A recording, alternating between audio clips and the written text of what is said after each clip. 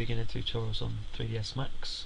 I'm going to be showing you a few of the navigation tools and just basically introduce you to 3dsmax and some of the areas that might be quite interesting to understand from the beginning. Now, when 3dsmax loads, what you're going to be confronted with is an interface that we can see all the way around the video screen. Now, depending on which version of 3dsmax you're going to use, it tends to have a different colour screen. Don't be alarmed if you're used to a different screen or a different one pops up. They can be changed quite easily. So I'm just going to show you that first of all.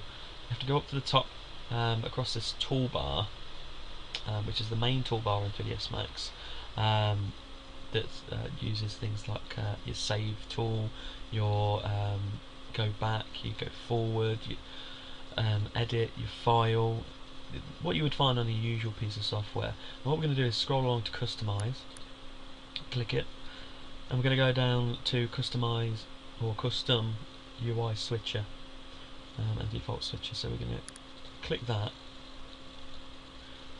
Now within here, what it's going to be set to is the default UI for 2015 version of 3dsmax, but some of you may be using a piece of software that's a little bit older than that, perhaps 2013. Now that's not because it's any major differences, it's just going to have a bit of a different outlook, a different way in which it would see your screen. What we can actually do is send that to look like it did previously by selecting the AMI light and AME light. If we set that, what we should see is that all the tools and the whole system will change around so that it fits the old way of using the navigational tools within 3dsmax. It shouldn't take so long on your computer. I'm doing this on a laptop at the moment, and it seems to be freezing. There we go. So now we've got the old layout and set up like within the within 3dsmax. But as I say, if you want to switch that back, you can go straight back to it and go to AME dark instead. Shouldn't take as long this time because it's already done something previously. Now within 3dsmax, it's totally up to you which layout you want. I actually prefer the darker version, mainly because I've got used to it the last couple of years. With it being implemented in 2014 and 2015, I've been using this more or less most of the time, so I like to stick on this. Now there's also another difference between the 2013 version and the 2015 version, which changed from the 14 onwards. Now on the left, what we've got is a list of objects that you would find within your scene. Now this is going to be a little bit more prominent later on when we can actually view something that's within 3dsmax. You can see it within the screen, but I want to explain the whole setup and the arrangement of the tools within 3dsmax first. Now when this loads up 3dsmax, you're greeted with these 4 different viewports. Now these are quite important to recognise what they are and what they do, because what it allows you to do is to see the 3D space in which you're working on, and you're going to be creating your 3D models or your animations or whatever, or your visual representations or architecture, anything then which you would like to make. Now with these 4 usually are set to the defaults. Now in the top left hand corner we've got top, and then on the right we've got front, and then bottom left we have left, and then bottom right we have perspective. Now perspective is the view in which you would see a 3D object in a 3D view with the use of perspective. Now perspective is a way of seeing how things change in size depending on the view in which you see it. So for instance, if you were looking at a tall building from the ground, then you would see that the top of the building would get a lot smaller as the further and further it goes away. Now that's what's using perspective, and now it's giving you that view within 3ds Max to see how your models would work. Next to those, you've also got a description of the way in which the objects or whatever it is that you would like to make is going to be seen. Now, can you see that the one on the bottom right, it says shaded, and the other ones have got wireframe. Now, this is because anything in which I would create would be shown in a shaded view on the bottom right perspective view, or within the others a wireframe view at the moment. Now, these views are easily manipulated. Now, there's a number of tools in which help you navigate 3ds Max. You can actually just right click on the area where it says the view is and actually change the view there by clicking one of them. But you can also see that there's some hotkeys or shortcut keys on the right that would tell you when you're in the viewport how to change them instantly. Now, what you've got to remember is if I just left click back after this, it will disappear. What we've got to remember though is that if we want to change from view to view, the easiest way to do that is by pressing the middle click button on your mouse, because whenever you've got anything selected in these viewports, you'll find that your object won't be deselected if you middle click within these viewports. If you left click or right click, sometimes it gets rid of the selection in which you've got, and that's something that you may find a little bit tedious and annoying when you're trying to select a wider range of models later on, especially if there's a group of them. Now, next to it as well, we'll just right click the one that said the viewport that we're in. We've got the shaded and the different types there. Now that's the different views in which you can see your object as well. Usually I'll stick to realistic or the wireframe, because then what it will do is allow me to see the object with sort of real world lighting, or the lighting in which you've assigned to your scene. But lighting is something that we're going to come on to a lot later on within the tutorials. So if I just left click off again, we've got another couple of ways of navigating around your 3ds Max scene. Now, we've got this view cube. Now, the view cube that you can see here has only been added in the last sort of 2 or 3 years as an update. A lot of people like to use it. I don't tend to use it, but it is very, very useful if you want to move around the scene. Now, as we see, if we left click that cube and start moving around your mouse, you can see that it changes the viewport in which you're in. And also, if I click on the top, it will go to the top view. If I click on the front, it will go to the front view. If I left click on the whole thing and then drag again, I can change to perspective view. It does that in all 4 of these viewports. You can configure these viewports and change the way they look by hovering over, clicking and dragging. You can see that it changes the size of them, or you can even go down to the bottom left here where it's got quad 4, right click it, left, I've got just above it actually, this little arrow, and we can change the configuration. I tend to just use 1 overall and maximise the whole screen, and what you can do is do that the same as me by going to the bottom right and see where it says here maximise viewports toggle, this bottom right hand button, left click it, and it allows me to see the scene however I'd like to see it. Now, rotating around the scene isn't just the only way we need to be able to move. I need to show you some of the other things that we've got down here and the shortcuts in which allow us to use them as well. Now, down here we've got zoom, there's this one that looks like a magnifying glass, we've got this one called pan view, which looks like a hand, and we've got orbit, which is like your rotation that we use with the rotation cube.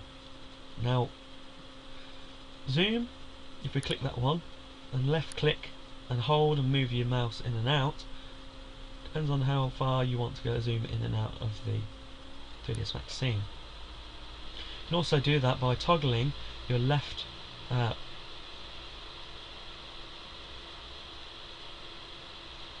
by toggling the middle button and scrolling.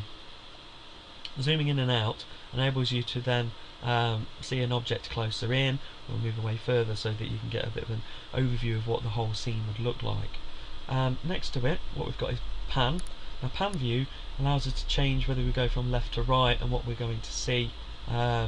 Maybe this would be a lot more sort of useful when we start to sort of look around a larger scene. You can also do that via the middle button on your mouse. If you just click it in and then move your mouse around, you're able to pan the view. Now we've got orbit that's next to that, or orbit sub-object.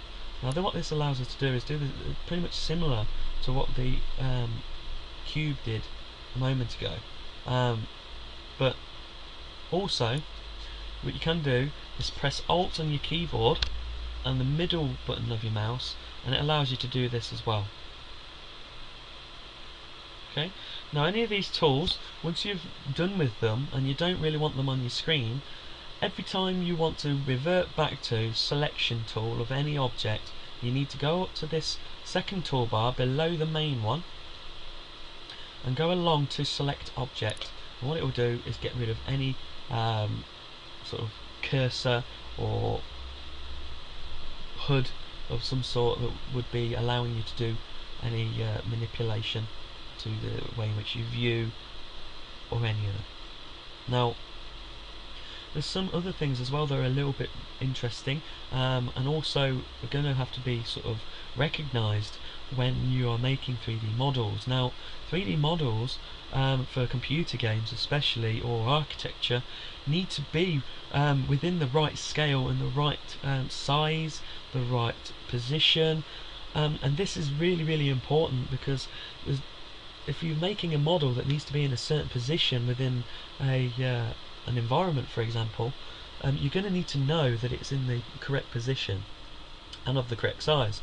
Now first of all, the correct size is going to be easy to sort of find out how and which the size compares to something else by going up to the top. First of all, whenever you open the 3dsmax scene, go to Customize and Unit Setup. Within here it gives you the choice of the measurements in which you would like to use for your objects. Now I tend to use the metric meters because it allows me to sort of understand the way in which size allocation would be to different objects. What you have to do is select the one in which you like and then press OK. It's generically set to generic units. Now some tutorials that you may follow online may be automatically set to that, so please be aware when you're doing any tutorials that are not from myself. So if we press OK, what we'll see is that eventually the units will change when we come around to making something. Now on this right hand side, what we've got is a sort of another mini toolbar, and this is for all your creation of objects. Now the first one, what we've got, is the one that looks like a sun. It's called Create. The second one we've got is Modify. It looks like a rainbow. The third one we've got Hierarchy. Fourth we have Motion. Fifth we have Display. And sixth we have Utilities. Now the ones that you're going to be using the most of all at the start are going to be your Create and Modify, and then gradually move into the Hierarchy later on. Now below these, what we've got is what type of Create when we're in here. Now we've got geometry, we've got shapes, we've got lights, we've got cameras, we've got helpers, space warps and systems. Now the first part, with standard primitives, this drop down, it allows us to show different ones that we want. I'm just going to stick with standard primitives for now, and we're just going to create a box first of all. We're going to left click on the box button, and then what we're going to do is go into our scene, left click and hold, move your mouse to the size that you want it to be, while still remaining the left click. Let go of the left click and move your mouse. We'll do the height, and then once you're happy with the height, left click again and it will finish the object. Now so that you don't create another one when moving around, what you need to do now is right click and it will take away, you see the measurements that were down on this side. To get them back though, go into this modify panel and you will see the parameters of the object. Now because we've still got the object selected, these will show up. Now if we didn't have them selected and if we left click off like this, you see that they disappear. Now if this goes off, we need to go back to select object and select the one that we've got. Now if we change the length, you see that it changes the length of the object, change the width of the object, and height exactly the same. I want you to do this just so that you get used to seeing this. Now below that, what we've got is length, width and height segs. Now what this means is segments. How many segments that the object is divided up into. If we change these to 2, you see that now we get these wires going through them. Now earlier on, when we looked at the different way in which you can see your viewport with a shaded and wireframe, these are the wires that would make up that wireframe. Now it's very important within creating models for games that these wireframes or polys or quads, so you've got here a square. Now that's a quad. That's one quad. It's broken up into 2 tris or 2 triangles. It's important to only use the detail or the amount of quads and tris in which you need to create the detail of the object that you are making. So now if you want to make sure that this is in the right position, you need to move over to move or select and move. And see that these 3 different axes turn up. Now they're a little bit different in 3dsmax to everywhere else. Usually Y and Z are the side to side, no, X and Z are the side to side, and the Y is up and down. It's the only version that Z is the up and down axis. Anything else in which you go in like ZBrush or your Maya or your Softimage would be totally different, and the Z-axis would not be the up and down. With this move tool selected, down the bottom here we've actually got our coordinates. Now we want to actually set most of our models when we're creating them to 0, 0, 0, so that they know it's in exactly the center of the screen.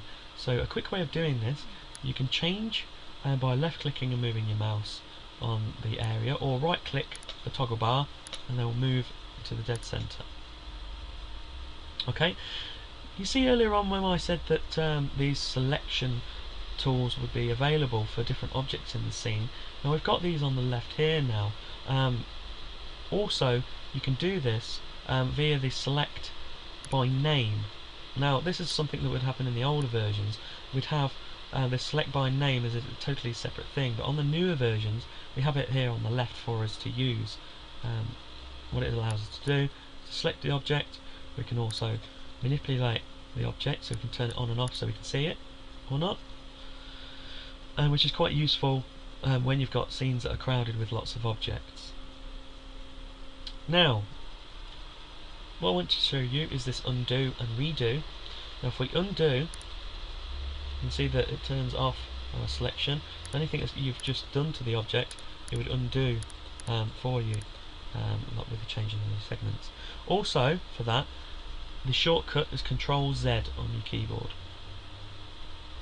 Okay, so we've had a look at create, we've had a look at modify, we've changed the navigation tools, and we've shown you some of the navigation tools for 3dsmax and where some of the things are.